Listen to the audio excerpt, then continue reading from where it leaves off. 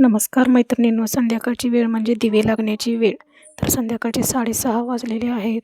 तर म्हटलं आता थोडं फ्रेश व्हावं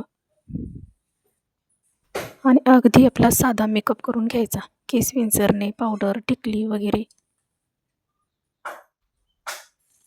आणि संध्याकाळच्या वेळेला स्वतःही नीटनेटकं राहणं, घर नीटनेटकं ठेवणं आणि देवापुढे दिवा अगरबत्ती लावणं म्हणजे किती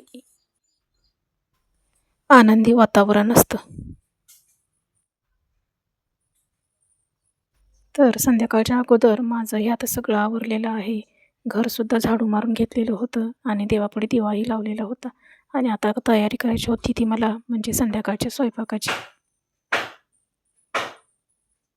तर संध्याकाळचा स्वयंपाक म्हटलं की लवकरात लवकर आवरला तर तो छान लागतो.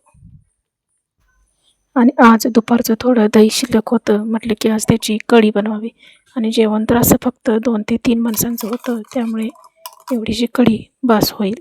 तर पहिल्यांदा हे मी मिक्सरच्या भांड्यामध्ये काढून घेतलं आणि फिरवून आणलं. त्यामध्ये थोडंसं पाणी टाकून ह्याचं मी आता कढीसाठी ताक बनवलेलं आहे.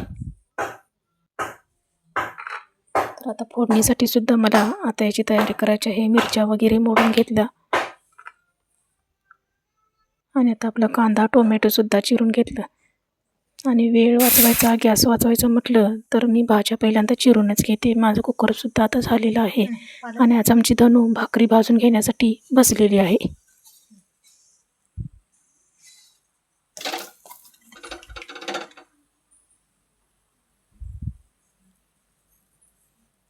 तर धनू आमची पहिल्यांदा भाकरी भाजत होती.